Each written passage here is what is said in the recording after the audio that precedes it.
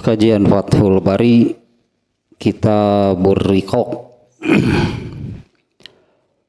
Ya, Kitabur Riqaq tentang melembutkan hati ya, agar mudah disebutnya mudah menerima Islam, sehingga mudah itu menjadi taat. Itu sasarannya ya, Kitabur Riqaq itu demikian. Bab ke-37 berarti masih bab ke-37. Babut tawadu, ya, tentang tawadu. Baru hadis pertama juga belum ya, di dalam bab ini hadisnya ada dua ya, Imam Al-Bukhari ya, di dalam bab tawadu ini memasukkan dua hadis. Yang pertemuan sebelumnya ya baru ya mukadimah mungkin lahnya tentang tawadu, belum ke hadisnya.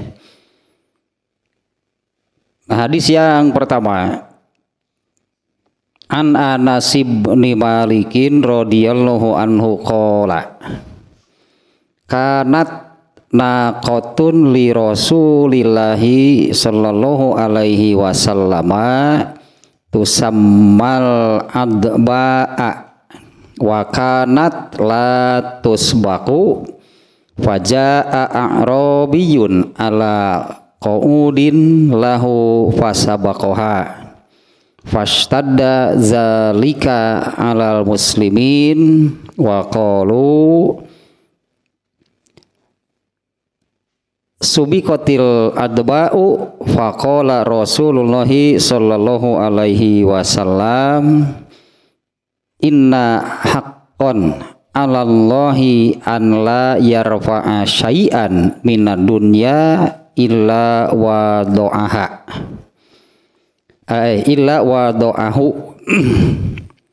Dari Anas bin Malik, semoga Allah meridhoinya, ia berkata Nabi Shallallahu Alaihi Wasallam memiliki seekor unta yang diberi nama Al-Adba. Kalau yang lebih dikenal Al-Qaswa ya. Al-Qaswa. Sororean boga motor diberi ngaran Al-Qaswa. Tapi kanu motor anu eta teh gini anu prinsip hirupna gitulah, pokoknya hirup urang ke urang, tapi ari motor urang kumaha bengkel sih. Lantaran pakai sekali di bengkelna 2 minggu Al-Qaswa. Al-Qaswa nu kakitu. Padahal nama Al-Qaswa tangguh gitu nya, unta Nabi sihnya memang demikian. Nah, kalau ini unta yang lain berarti namanya Al-Adba. Nabi SAW memiliki unta yang diberi nama Al-Adba. Kalau Al-Qaswa itu unta Rasulullah SAW khusus untuk mobilitas, kalau mungkin sekarang bahasanya ya, untuk mobilitas Rasulullah SAW itu kemana-mana itu naik Al-Qaswa, tangguh, tidak pernah mogok. Itu tangguh itu tidak pernah mogok. Unta juga suka mogok. Siga eta teh lah. Eta sebegalatik kan dibere ngaran Al-Qaswa. Terus sebegalatik. Di mana sih motorna? Di jero nama di bengkel. 2 minggu di bengkelna, da hand under deal. Pakai sapoe kering deui 2 minggu deui. Ini barengaran Al-Qaswa gara aduh. Ini Al-Adba namanya ya. Wa kanat latus baku. Nah, di mana unta Rasulullah SAW ini latus baku, tidak terkalahkan. Faja'a a'rabiyun, ya ini terjemah harfiahnya dulu lah ya. Faja'a a'rabiyun ala qaudin. Kemudian datanglah seorang Arab Badui ya, di atas untanya. Fasabakoha. Nah, orang Arab Badui itu ya untanya tentunya ya mengalahkan unta Rasulullah SAW. Fastadda zalika alal muslimin. Kemudian hal itu al muslimin di sini orang para sahabat tentunya ya. Nah, ternyata hal itu membuat para sahabat bahasa kitanya ya terpukul gitu. Merasa terpukul, merasa nggak enak. Unta Nabi aya nu ngelehkeun. Nah, biasanya kan disebutnya tadi kata Anas bin Malik, latus baku, tidak pernah ada yang mengalahkan. Nah, ternyata datanglah disebutnya Arabiyun, orang Arab Badui, orang Arab kampung. Kemudian mengalahkan unta Rasulullah SAW. Nah, hal itu membuat para sahabat merasa terpukul, merasa sedih. Antu si ari sedih mau nanya. Waqalu, kemudian mereka berkata, subikotil anba'u, al-anba, sekarang ini ada yang mengalahkan. Riweuh mun cik urang mah bisa jadi riweuh gitu teh. Oh, itu unta Nabi, sekarang itu ada yang mengalahkan. Faqala Rasulullah sallallahu alaihi wasallam. Nah, ini ilmunya nih. Apa Rasulullahnya sendiri juga ikut terpukul? Biasa-biasa aja cek Nabi itu. Biasa lah tuh pirage urusan onta mun riweuh. Kemudian Rasulullah bersabda. Nah, ini kan berarti Rasulullah ketika melihat situasi demikian, di mana hal ini kalau bagi para sahabat itu seperti masalah besar gitu kan, seperti masalah besar sampai unta Nabi sekarang ini ada yang mengalahkan. Wah, eleh ayeuna mah. Kemudian Rasulullah bersabda, ya inilah yang namanya tawadunya. Kalau mungkin di pertemuan sebelumnya, jadi sebetulnya tawadu itu lebih ke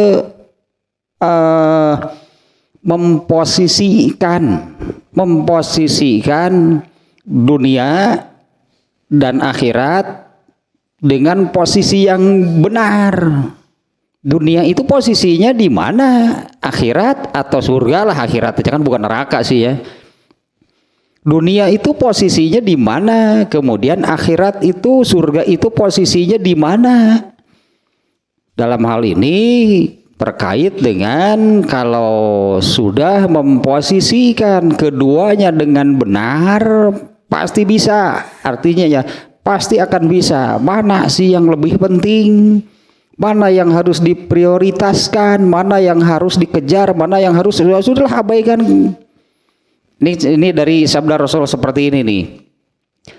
Inna haqqan 'alallahi an la yarfa'a syai'an minad dunya illa wada'ahu. Ya, sesungguhnya wajibnya hakon pasti hak, yakin lah gitu ya. Inna haqqan 'alallahi, sesungguhnya wajib, yakin atau pastinya Allah itu an la yarfa'a syai'an minad dunya, tidak akan mengangkat sesuatu, tidak akan mengangkat ya sesuatu lahnya dari hal dunia, illa wado'ahu, kecuali Allah akan merendahkannya. Ya, ini perlu penjelasan sihnya, kurang lebih terjemahnya ini demikian. Sekali lagi ini ya, ini yang disabdakan Rasulullah lah kena tadi soal onta namanya. Inna haqqan 'alallahi an la yarfa'a syai'an minad dunya illa wada'ahu. Sesungguhnya wajiblah bagi Allah tidak mengangkat tidak mengangkat sesuatu dari dunia ini kecuali Allah pasti akan merendahkannya, menjatuhkannya, menghinakannya. Nah, maksudnya bahwa apabila urusan dunia ini karena kan Rasulullah bersabda seperti ini setelah kejadian, nah di mana balap unta di zaman Rasul itu suka ada begini, bukan di zaman Rasulullah sih, ini budaya Arabnya, budaya Arab ya, karena di sana kan ternaknya itu ada unta gitu di sana. Nah, suka ada balapan unta. Nah, balapan untanya itu dibagi kategorinya. Ada beberapa kategori lah, termasuk unta yang tidak dilatih, unta yang tidak diurus, disebutnya teh unta-unta yang gemuk, balapkeun. Nah, sesuai lah itunya dengan kategorinya masing-masing. Ini budaya Arab demikian. Nah, suka ada balap unta, nah termasuk unta Rasulullah. Rasulullah terbiluan, aku para sahabat diadukan, ku para sahabat unta ada dibalapkeun, nya antep ecek Nabi teh lah. Dan ternyata gitunya ya seperti kata Anas bin Malik, untanya itu kalau dilombakan ya, kalau dibalapkan seperti itu menang. Nabi mah teu peduli eleh menang ge. Padahal Rasul sendiri ya tidak peduli untanya itu mau menang, tidak pernah kalahnya, selalu menang, tidak pernah kalah. Kemudian satu ketika gitu untanya itu kalah oleh siapa? Oleh ini orang Arab Badui nu teu siga-siga. Kasepkeun onta jeung jeung jelema nama teu siga-siga ningali jelema nama ontana onta nama pokona mah komo ditinggungan mah markese sugan mata eleh unta Nabi bagaimana ada bahasa keremenan gitu atau artinya ya waktu untanya selalu menang baik pira oge. Nah ini intinya karena Nabi bersabda seperti ini kan setelah kejadian demikian, di mana hal itu pada pandangan Nabi mau menang, emang kalau menang dapat pahala? Itu masalahnya, emang kalau untanya menang dapat pahala? Terus kalau untanya kalah itu dosa? Untanya menang, untanya kalah, terus masalahnya apa? Ya biasanya menang wae atuh latih deui we bercek Nabi teh, latih lagi kalau ingin menang kan hanya seperti itu saja. Artinya simpel, jangan dibuat nopi kok. Waduh, unta Nabi kalah. Waduh, wah berarti ini masalah. Naon atuh lah cek Nabi teh pirage urusan onta. Ya bagi Nabi kan ketika menang bagaimana nya? Nya geus menang sepaling kayak gitu. Eleh ayeuna mah latih doi we atuh hayang menang mah. Karena nah ini yang disebut kemudian yang disebut keduniaan. Yang disebut keduniaan oleh Nabi ini betul-betul ini Nabi mengajari kan di sini berarti mengajari kenapa mesti merasa terpukul, walah kalah. Emang urusan apa sih ini? Onta eleh sugante penting cek Nabi itu. Nah kan ini urusan dunia. Nah, kalau urusan dunia yang di dalam isi hadisnya, kalau urusan dunianya diangkat-angkat, artinya dianggap amat penting yang pika eleh onta gering jelema nanti. Apa iya harus seperti itu? Iya kalau menganggap penting iya. Nah oleh Rasulullah SAW di sini sangat kelihatan. Ini kan hanya contoh kasus berarti, yaitu itu di mana balap unta ini kan bukan urusan ketaatan kepada Allah. Kalau untanya juara tidak dapat pahala, untanya kalah tidak berdosa, kalem atuh cek Nabi teh. Nah ini yang intinya. Di hadis ini Rasulullah SAW itu mendudukkan urusan dunia pada posisinya di mana sih tempatnya urusan dunia, yaitu pada urusan yang tidak penting, mau menang ke, mau kalah ke. Eta disebut tidak penting deh. Ketika untanya menang gitu, apa Nabi itu merasa seperti apalah gitu. Dia merasa bangga, merasa hebat, merasa tersanjung karena memiliki unta yang tidak pernah kalah. Nah, biasa-biasa aja Nabi. Nah, kemudian ini di satu kesempatan kalah, baik cek Nabi teh. Nah, yang menang palingan seperti itu berpikirnya. Kalau ingin menang, ya latih lagi supaya menang. Tengah eleh nanti itu ku unta orang Arab.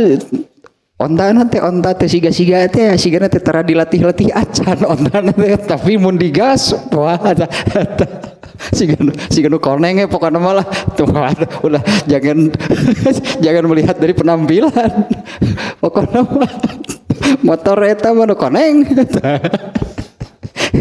ketinggalin gitu saya teh dalam mun digas mah teh kumaha gitu kagibrig sih lain maju lamun digas kumaha kagibrig lain maju kadang ngadeg-deg digas teh.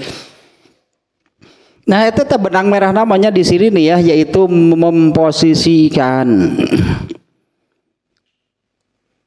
Ini dalam hal ini jelas ini urusan keduniaan. Nah di mana kalau bagi sahabat gitu ya katakanlah dengan penjelasan dari Anas bin Malik ya, ketika unta Rasulullah SAW itu ada yang mengalahkan fastadda zalika alal muslimin, para sahabat merasa terpukul. Cek Nabi itu namanya kudu menang wae atuh ulah ningali nabina ieu mah urusan. Nah, makanya kan ini urusan keduniaan. Atau yang lain disogok gitu yuk balap jeung onta Nabi kudu eleh sianya oh banyak gitu pedah onta Nabi harus selalu di depan, jangankan unta aja nabinya sendiri tidak mau selalu di depan ya, nabinya sendiri kan tidak nabi sendiri tidak mau selalu di depan. Nanti di dalam bab takabur ya, kalau di dalam tahzibul akhlak nanti di dalam bab takabur Rasulullah SAW mengajarkan demikian. Pada satu ketika beliau berjalan bersama para sahabat, beliau menyuruh para sahabat untuk silakan kalian di depan. Para sahabat yang merasa tidak pantas asalnya harus berjalan di depan Rasulullah SAW. Oleh Rasulullah SAW kemudian, ayo di depan gak ada apa-apa. Tapi kemudian para sahabat bertanya, mengapa? Pasti ada pelajaran sih ya. Kemudian para sahabat menanyakan mengapa Rasulullah memerintahkan kami berjalan di depan. Aku khawatir suara langkah kalian di belakangku itu menjadikan aku takabur. Ya Nabi saja tidak selalu saya harus di depan karena saya seorang nabi. Nabinya saja tidak selalu ingin di depan, untanya juga tidak selalu ingin menang atau eleh, ya kan baik atau tenan naon. Tapi iya inilah pelajaran dari Rasulullahnya. Ternyata tawadu ternyata berdasarkan hadis yang pertama ini menempatkan. Karena kalau di pertemuan yang lalu nih ya tentang bab ini, tawadu itu kebalikan dari takabur. Ya, dalam penyakit hati dalam tahzibul akhlaknya penyakit hati takabur, obatnya itu adalah tawadu. Kalau orang tawadu berarti terbebas dari penyakit takabur. Nah sementara takabur yang hakiki lah gitunya, takabur yang hakiki itu seperti yang disabdakan oleh Rasulullah SAW adalah batrul hakti wa gomsun nas. Yang disebut takabur itu adalah menolak, mengingkari al-haq, mengingkari, menolak kebenaran, yaitu al-haq itu kan apa yang dari Allah. Wa gomsun nas, dan merendahkan orang lain. Jadi sangat erat lah gitu kaitannya karena memang ini lawannya itu tawadu dan takabur itu lawannya. Nah, orang-orang yang takabur berarti orang-orang yang takabur itu adalah orang-orang diantara berartinya diantara nih ciri takabur itu adalah meninggikan urusan dunia dan merendahkan urusan akhirat. Artinya kalau untuk urusan dunia benar-benar sangat dipentingkan, diprioritaskan, tapi akhirat itu dianggap kecil, dianggap rendah. Nah, mestinya kan sebaliknya. Ini yang diajarkan di dalam yang diajarkan oleh Rasulullah di dalam sabda ini, di dalam sabdanya di hadis ini. Inna haqqan 'alallahi an la yarfa'a syai'an minad dunya illa wada'ahu. Ya, yang meninggikan urusan dunia pasti oleh Allah dihinakan. Ini Imam Bukhari kan menempatkan hadis ini sekarang kan tentang tawadu itu ya. Dimana tawadu itu adalah kebalikan dari takabur. Karena memang ada dua tadinya makna hakiki dari takabur itu tadinya itu tadi hadisnya sabda Rasulullah SAW. Takabur itu adalah batrul haqi wa gomsun nas, menolak al-haq, mengingkari al-haq. Di mana al-haq itulah apa yang ditetapkan, ditentukan atau ketetapan ketentuan Allah, itulah al-haq. Nah, termasuk yang ini juga nih ya, ini berarti saya ini kalau sudah bicara seperti ini nih ya, yang disebut dengan ketentuannya, ketetapan dari Allah, di mana yang disebut takabur itu kan ini ya, takabur itu adalah batrul haqqi, menolak, mengingkari al-haq. Nih al-haq itu adalah ketentuan, ketetapan, aturan dari Allah. Entah ini terasa, tidak terasa, atau tidak tahu, lah gitulannya, entah tidak terasa atau tidak tahu, atau alasan yang lain juga saya nggak tahu nih ya. Ini yang ini juga belum lama sih ya hadisnya dalam pembahasan kitabul adab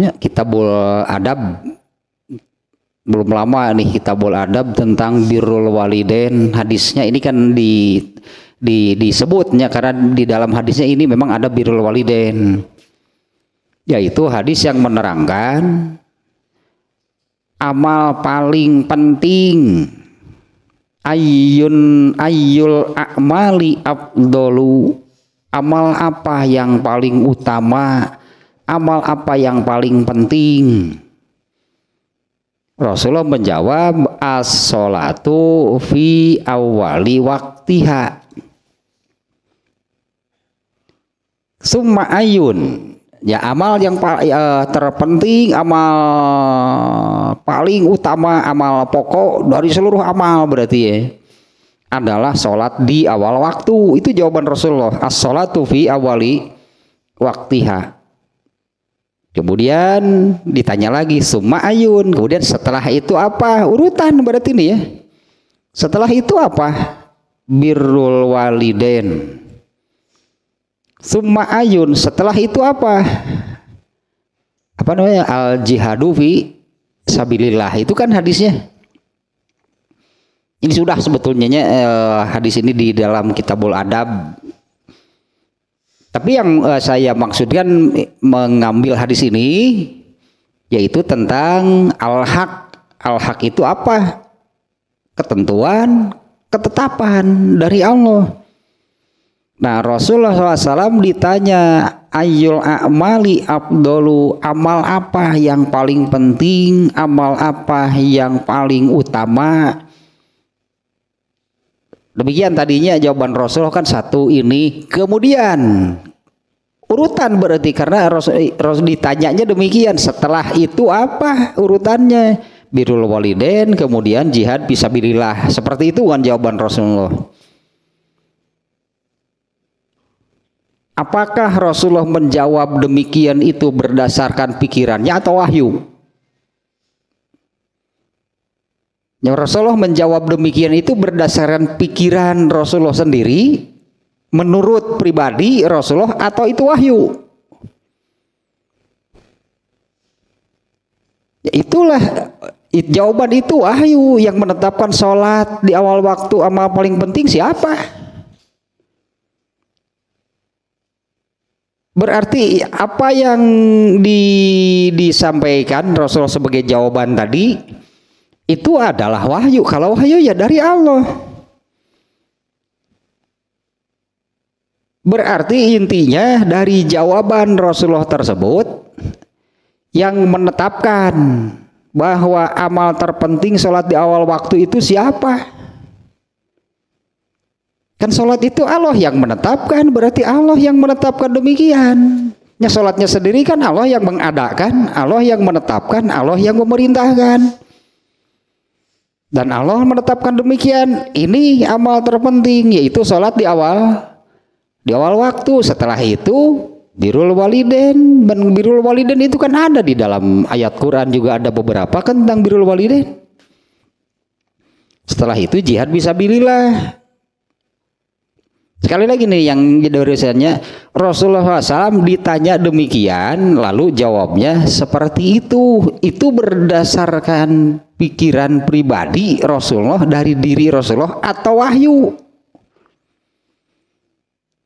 Mustahil kalau itu dari pikiran Rasulullah SAW, karena ini menyangkut urusan agama. Tiga-tiganya kan urusan agama. Sholat di awal waktu urusan agama atau urusan dunia?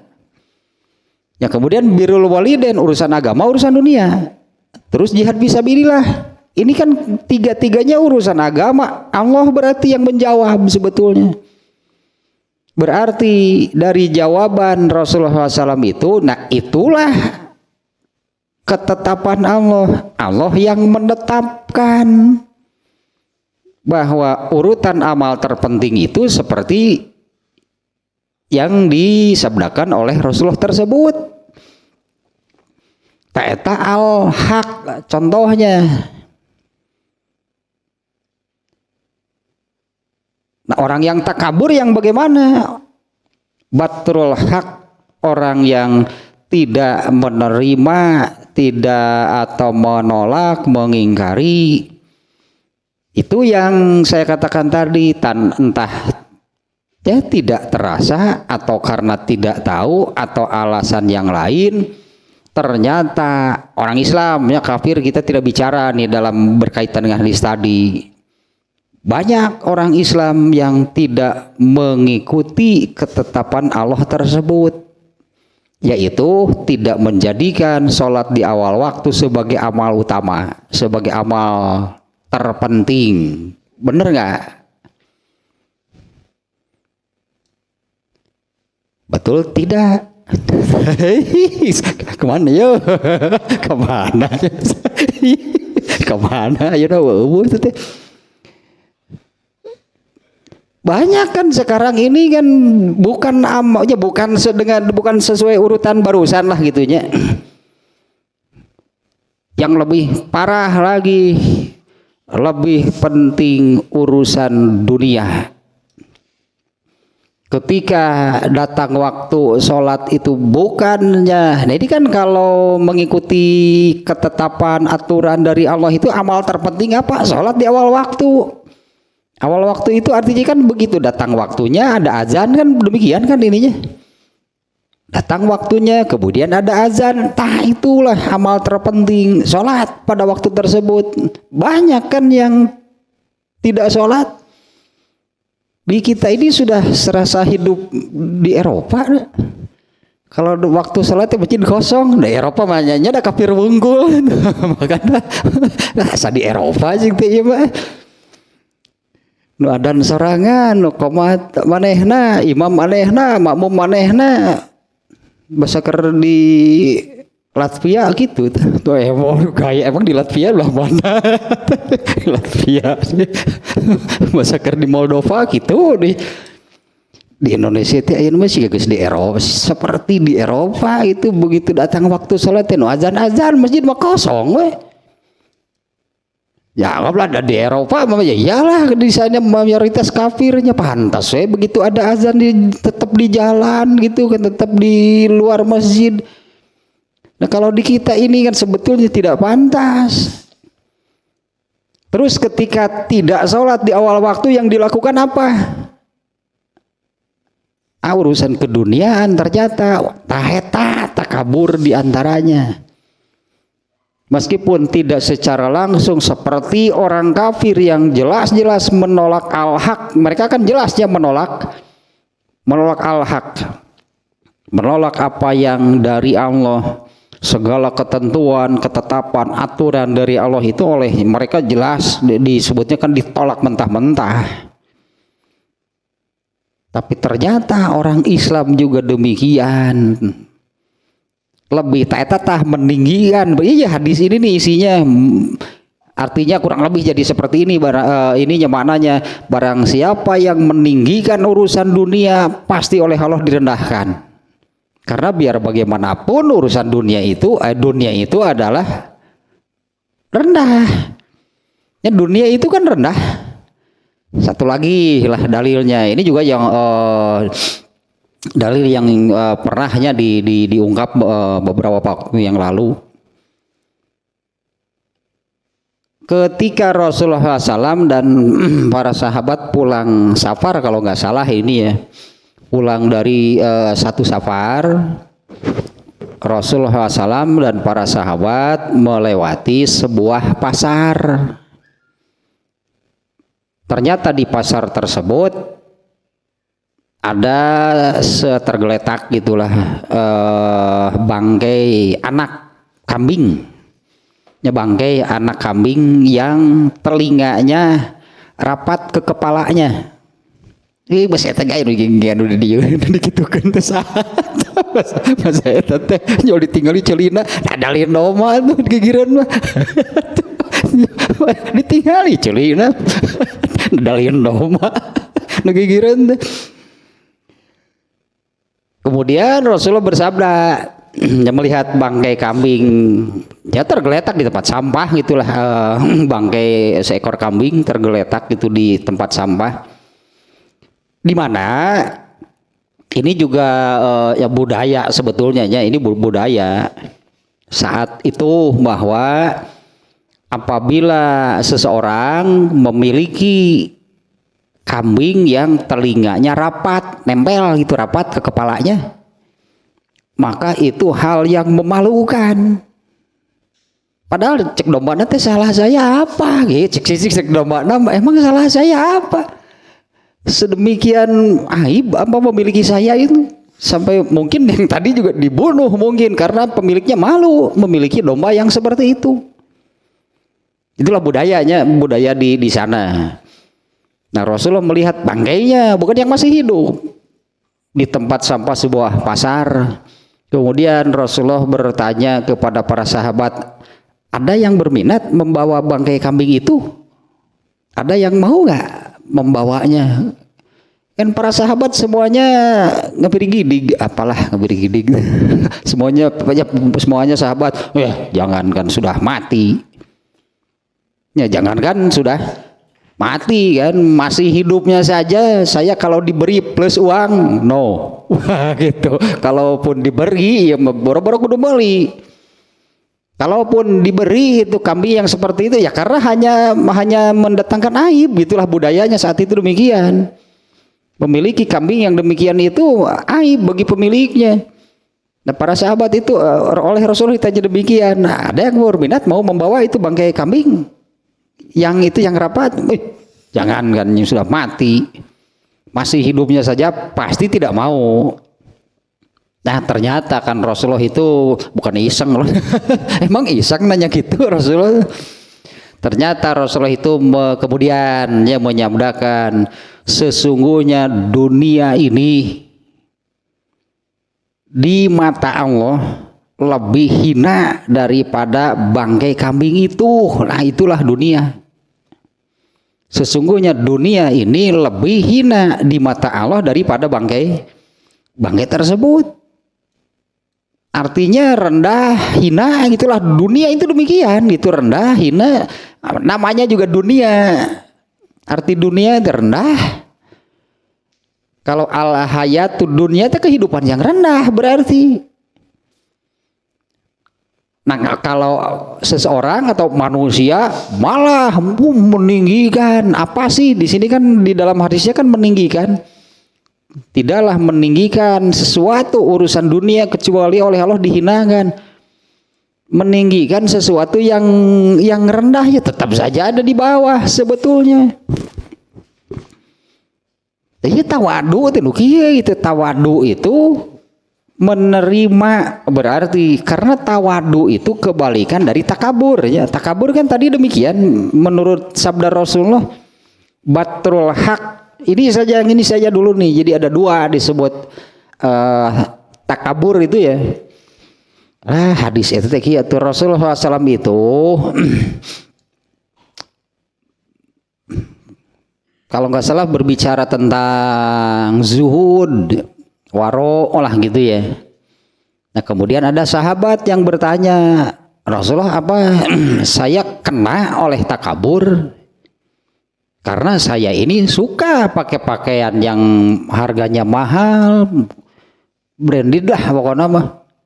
Di orang saya suka pakaian yang bermerek, bermerek. Pokoknya itu bajunya, katakanlah itunya pakaiannya. Saya suka memakai pakaian yang itu yang bagus lah pokoknya. Ya kalau yang bagus kan biar bagaimanapun kan ya pasti mahal katakannya. Ya, kalau yang bagus pasti mahal. Ternyata Rasulullah SAW menyebutkan bukan, kalau kamu suka seperti itu justru suka berpenampilan rapi, indah gitulahnya. Orang sahabat itu suka berpakaian demikian. Ya tapi kan resikonya harganya mahal. Ternyata Rasulullah bukan takabur, bukan. Apa saya termasuk takabur gitunya kalau saya suka menggunakan, saya suka memakai pakaian ya tadilah yang bermerek lah. Ya minimal teh Armani, Dolce & Gabbana lah pokoknya pada itulah minimal itu nanti baju nanti. Apa saya termasuk takabur? Nah, kemudian Rasulullah bukan, justru kalau kamu demikian karena ingin berpenampilan rapi, terlihat apa namanya indah gitu ya. Justru kan Allah itu indah dan Allah menyukai keindahan. Nah, kemudian Rasulullah menyabdakan yang disebut takabur itu yang barusan, batrul haqi wa ghamsun nas. Batrul haqi itu menolak al-haq. Iya no berat nama no iya menolak al-haq itu seperti apa? Contohnya yaitu menolak al-haq itu kan apa ya, ketetapan Allah, ketentuan Allah, aturan Allah, itu al-haq. Contohnya yang tadi ketika Rasulullah ditanya amal apa yang terpenting, Rasulullah menjawab demikian. Makanya saya ajukan pertanyaan tadinya, itu menurut pribadi Rasulullah atau wahyu? Jawabannya ternyata kan ini urusan agama kan, ketiga-tiganya. Kalau urusan agama itu Allah, karena Rasulullah itu tidak diberi kewenangan sedikit pun.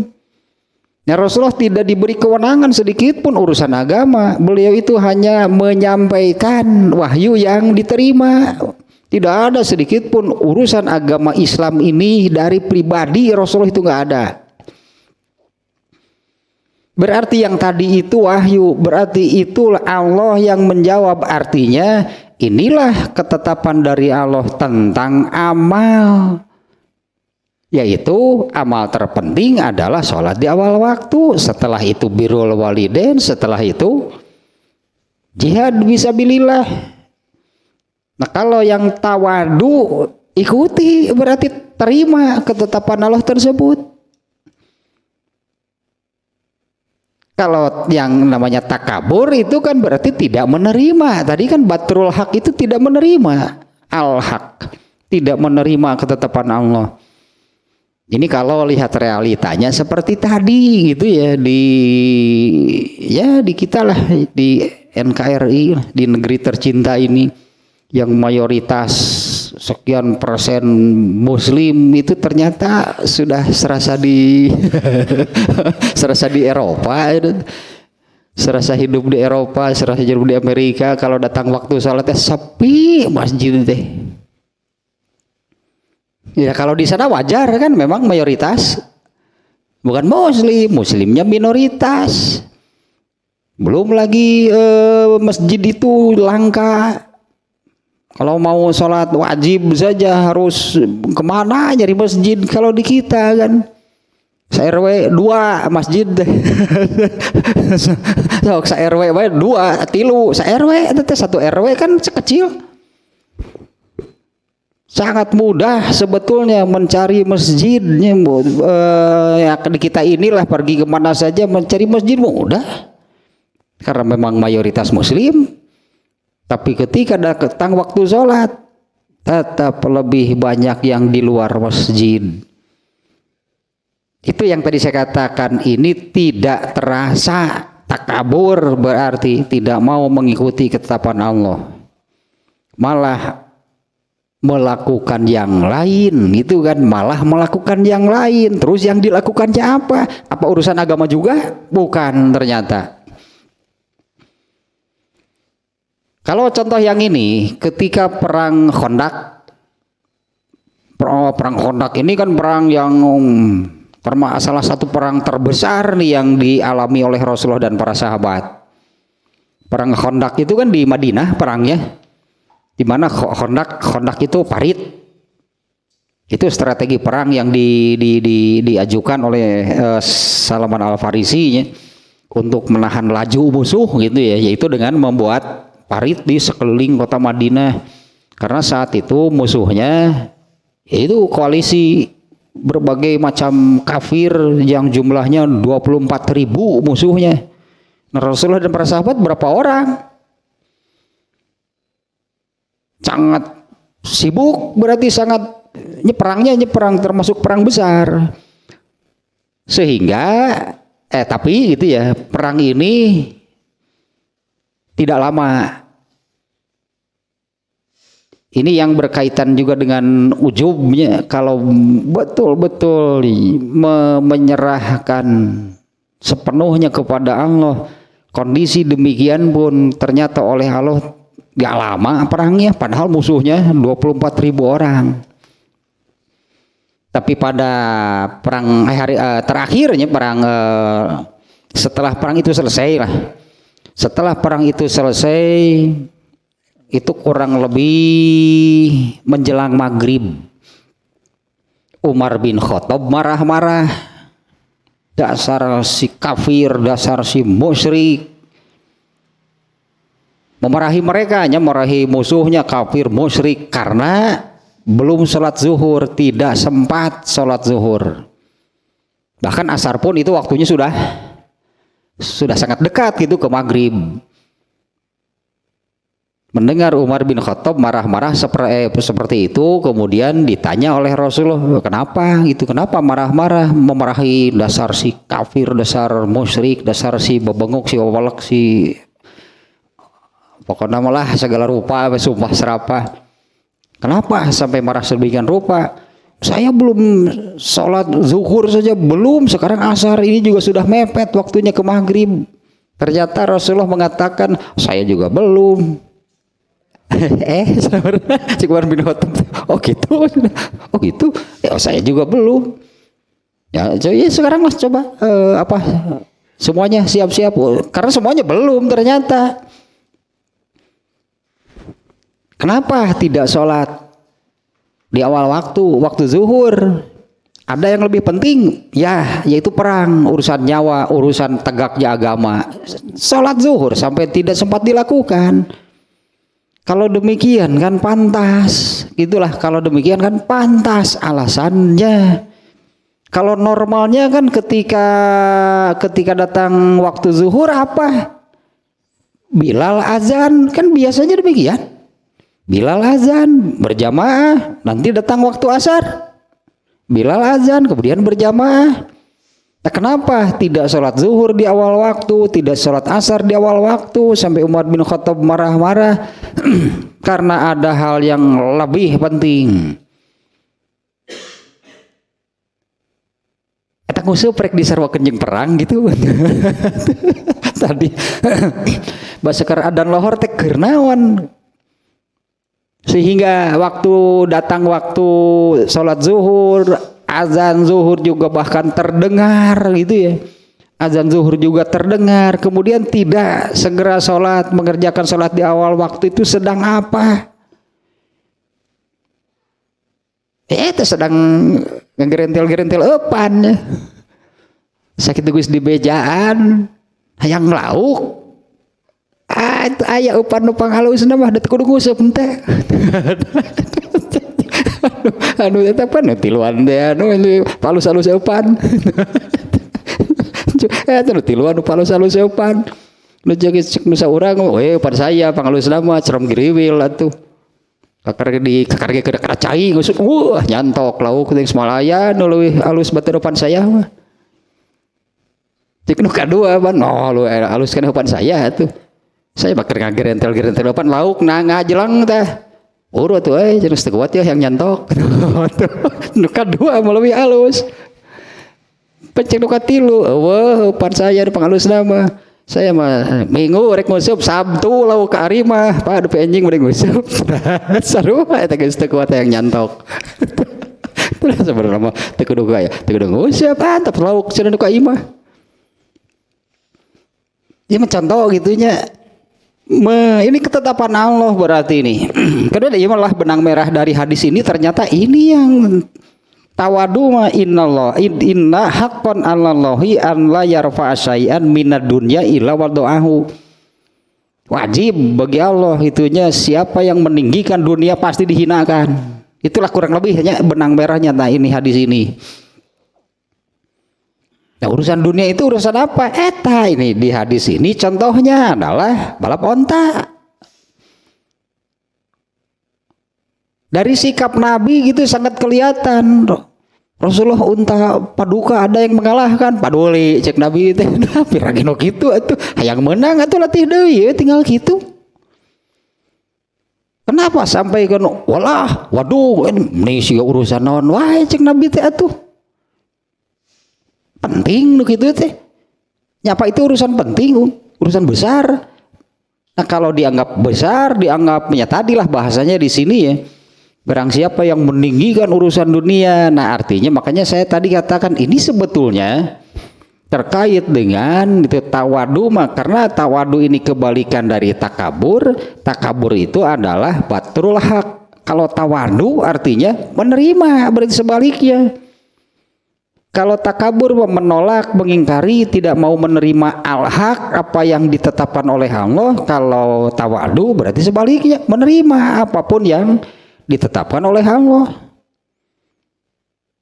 Nah, di mana berdasarkan hadis tadi bangkai kambingnya yang telinganya nempel ke kepala.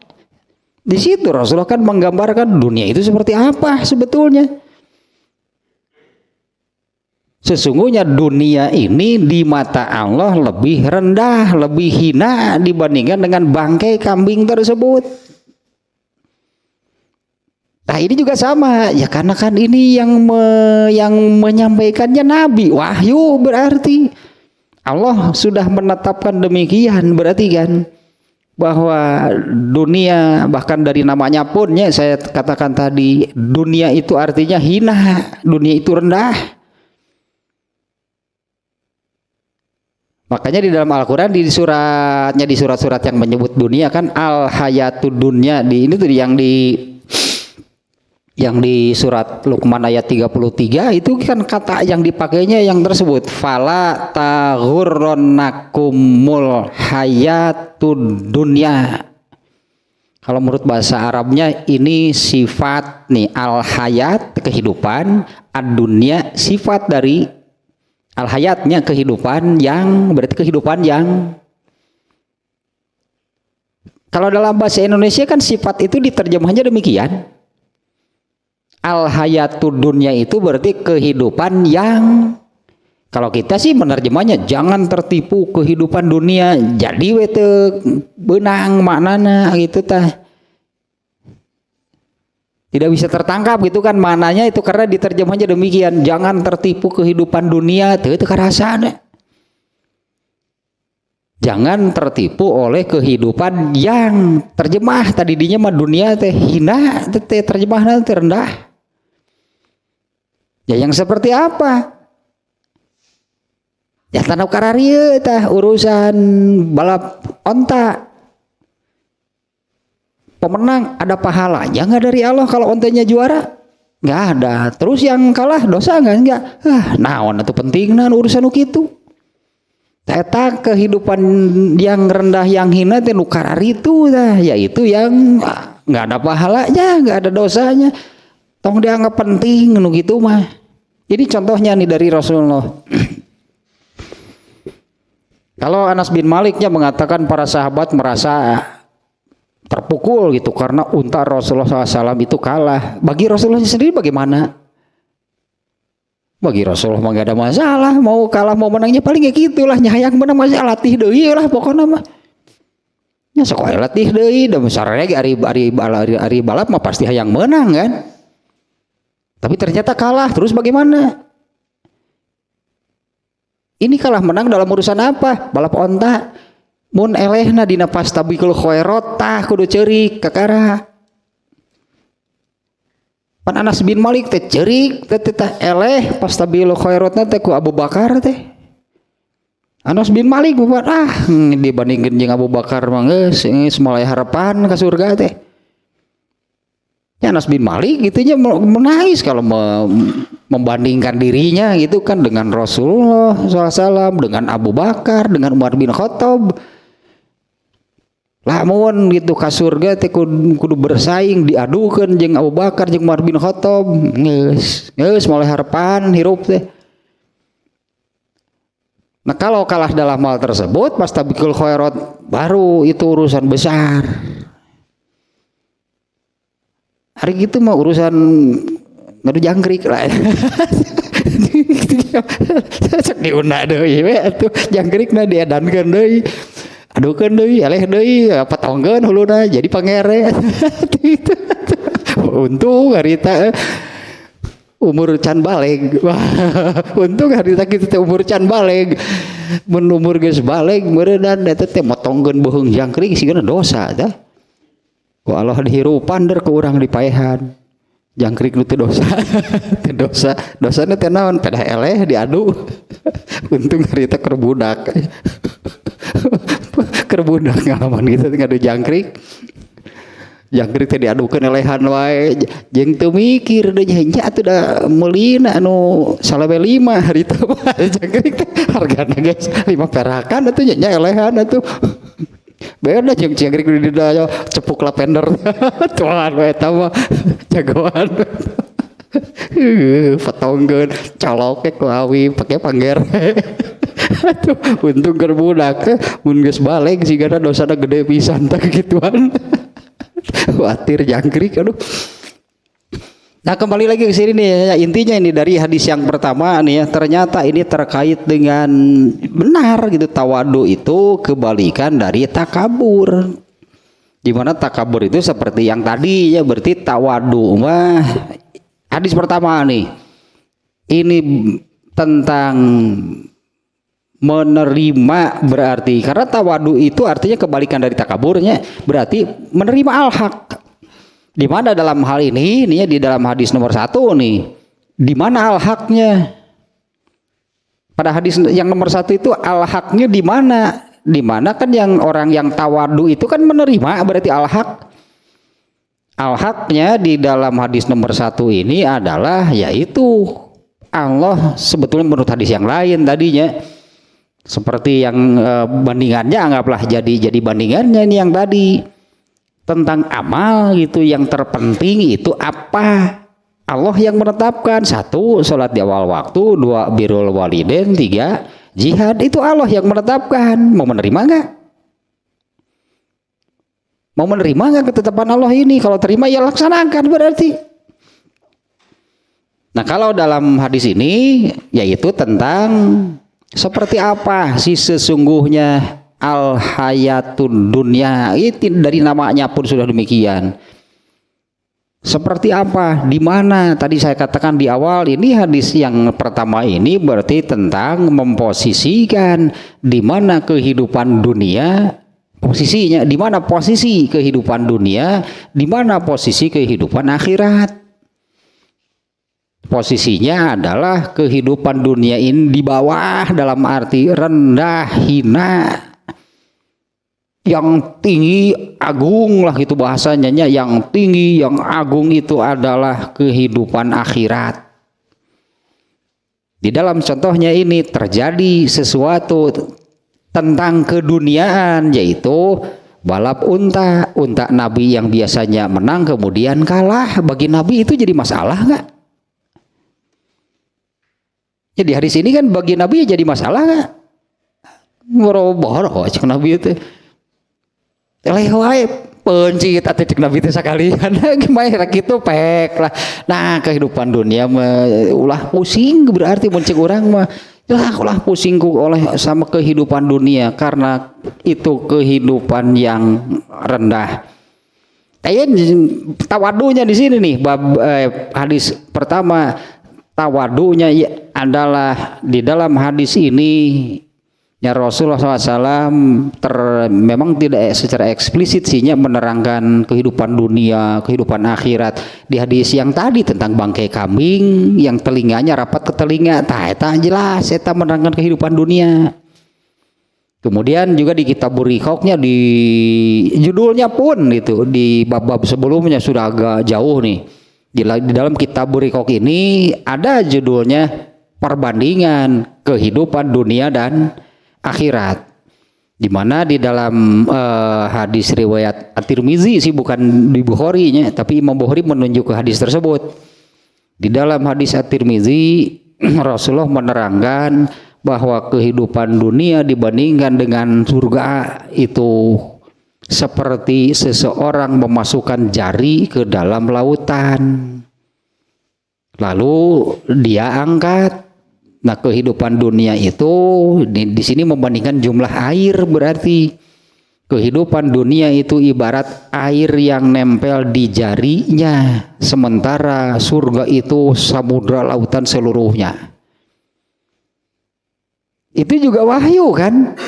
Ya Allah yang menerangkan demikian. Dunia ini tak gitulah sebanyak air yang nempel di jari dibandingkan dengan surga yang sama lautan samudra batasnya sampai mana?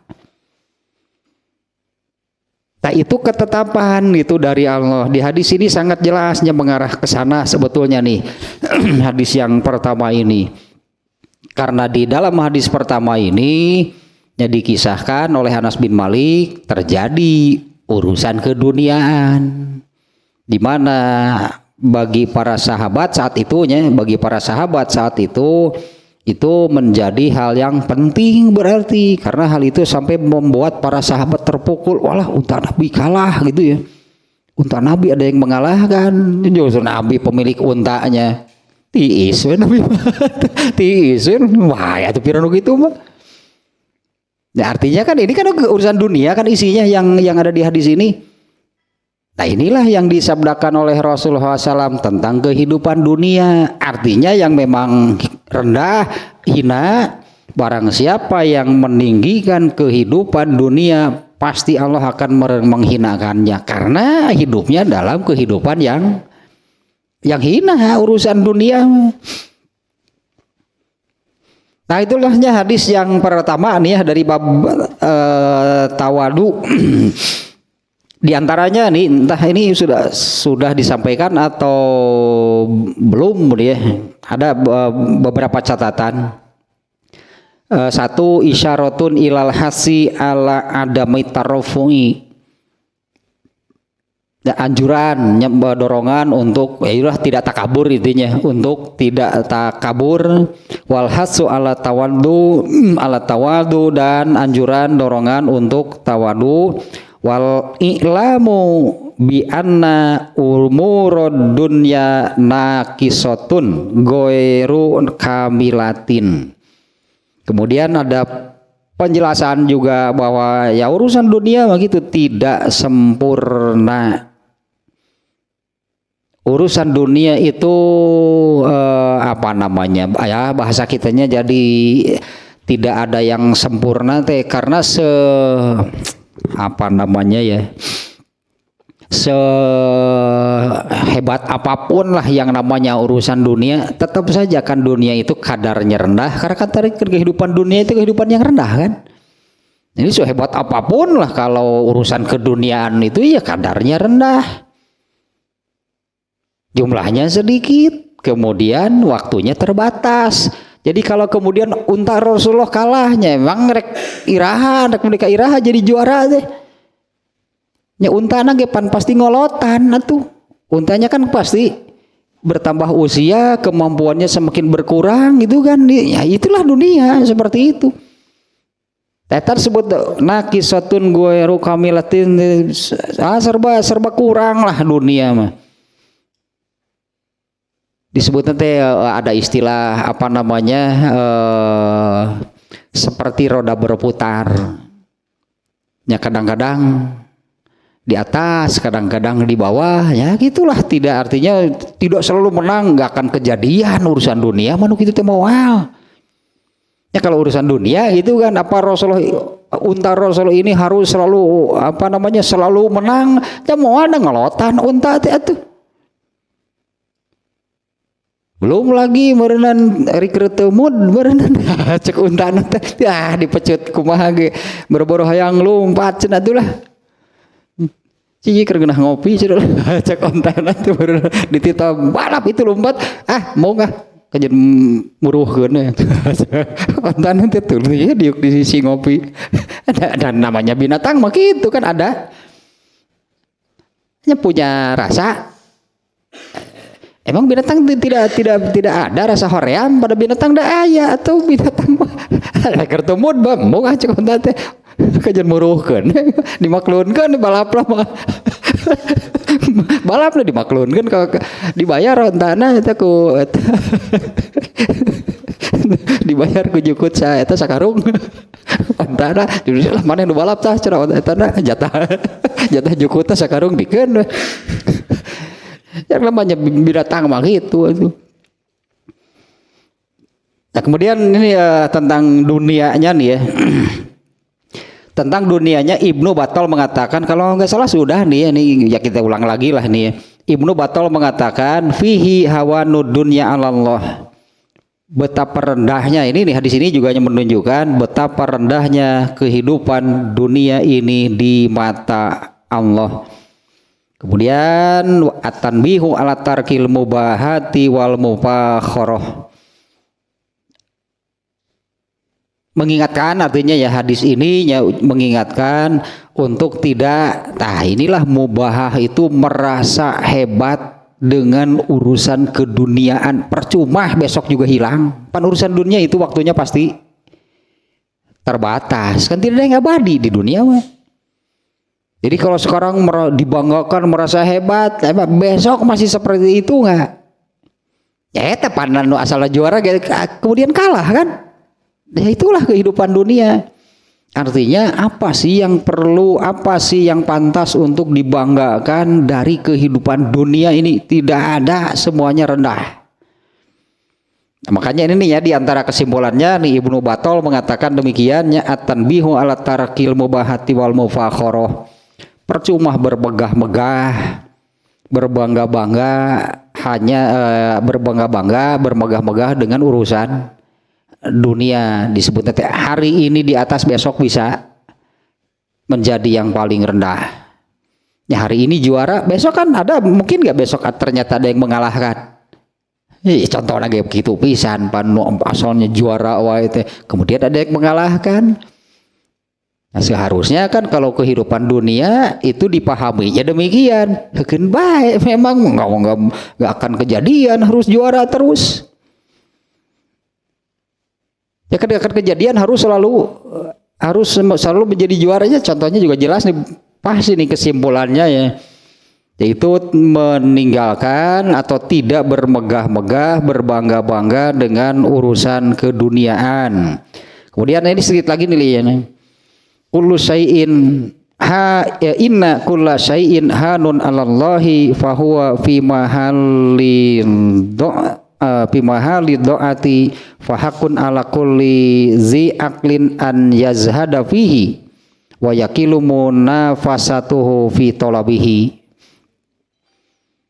Nah, sesungguhnya segala sesuatu, inna kulla syai'in sesungguhnya segala sesuatu itu hanin 'alallahi, rendah gitu di mata Allah, fahuwa fi mahalidiati, yaitunya tempatnya itu rendah, hina, maka mestilah, ini seringnya bahasa Arab menyebutkan seperti ini, fahakun ala kulli zi aqlin, maka wajiblah bagi orang yang berakal an yazhada fihi, untuk zuhud dari urusan dunia.